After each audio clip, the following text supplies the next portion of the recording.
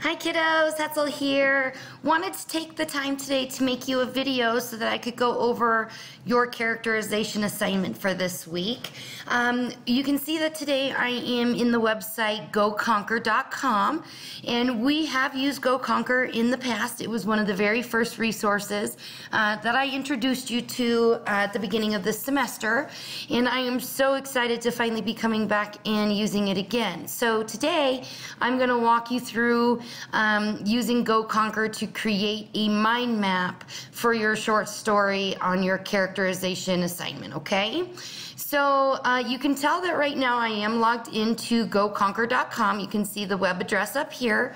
You can see my face and my little buddy right there, and I also have my name here. So that's how I know I'm logged in as me and that I am ready to go and ready to get started.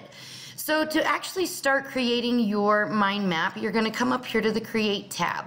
And one of the reasons that I love GoConquer so much is because it offers so many different options for studying and processing information. And you can use this in any of your courses at any given time, any time that you need to study. Please know that this resource is available for you. You can do slide sets, flashcards, mind maps, quizzes, flowcharts, all sorts of different things. So please know that this is a great resource for you to have in your tool belt. Today we're going to be focusing on going into the mind map action of GoConquer. But before we do that, I'm going to go ahead and hide myself so that you're not focused on me as much as what's on my screen. So today we're going to go into the mind map section of GoConquer. And one of the best things about GoConquer and this mind mapping tool is just how simple and easy it is to use. So the first thing that we're going to do is we're going to come in here to this parental node. It's called a parental node because it's going to be in charge of the other nodes. And so for this node, we're actually going to call it My Short Story. Okay? Now from here we can see that on your characterization assignment you need to focus on 3 different characters. So the first one, we want to come over here, we want to then type in protagonist, and then from the parental node we want to bring another node out.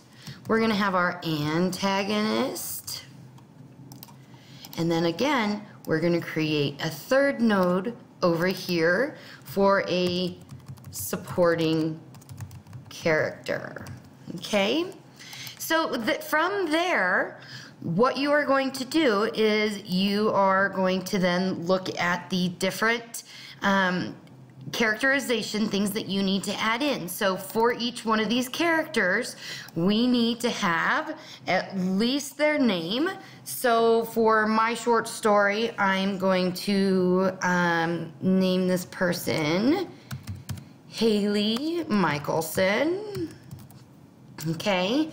Does she have any nicknames? I'm going to put it in there as Hey Hey, right? I think that's how they spell it in Moana, anyway. So that's one of their nicknames. She's also called Smooshy by her mom. Maybe her dad calls her Mickles for their last name. Okay, so I'm just going to put in any of the things that I want in that very first one. From there, I could choose to bring those nicknames down into individual nodes, or they can stay up there. But then we need to decide what kind of personality traits she has. Well, so I can see this a bit better, I'm going to come over here and I'm going to say that she is stubborn. I'm then going to say that not only is she stubborn, she has red hair, and I'm going to say, and each time notice I'm just taking the plus sign and dragging it over to create something new. I'm going to say that she is a hard worker. But I'm also going to say that she doesn't like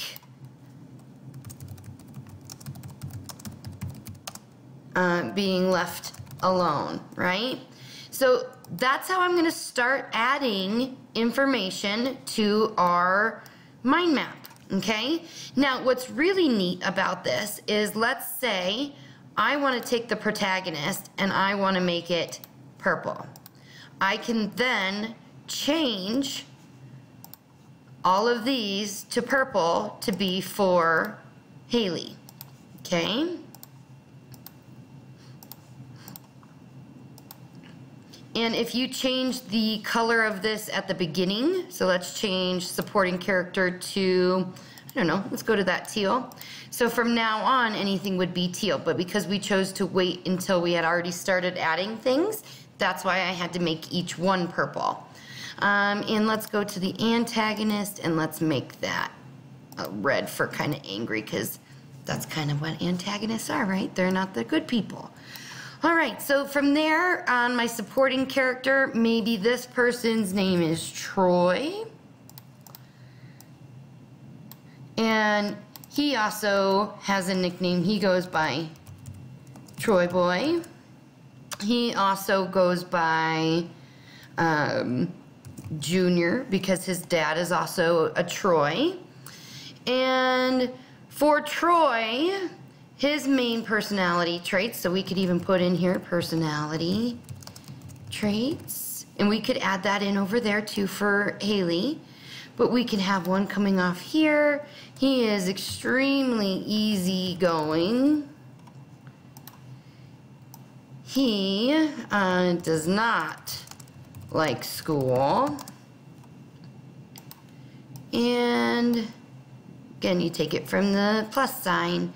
And let's say that he loves to eat, okay?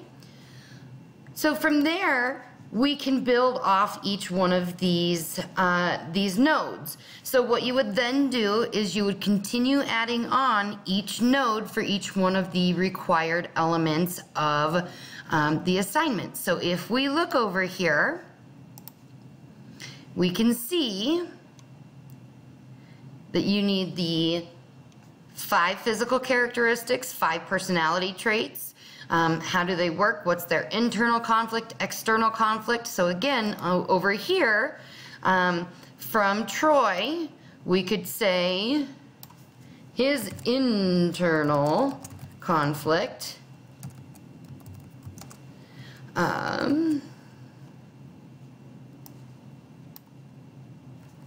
is that Troy has a fear of coming in last or not understanding things as quickly as the other kiddos, right?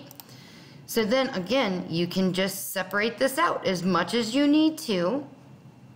Here we could have his external conflict. So again, the external conflict is something that he doesn't have control over, right? So maybe his external conflict was the fact that he was born premature and is a sickly child, right? So you're just going to keep adding on for each of your protagonist, antagonist, and your supporting character. So you have to have each of these things for both your protagonist, antagonist, and supporting character. So when you're finished with this character map, you should have a really good idea of who and what your character is and why they do certain things.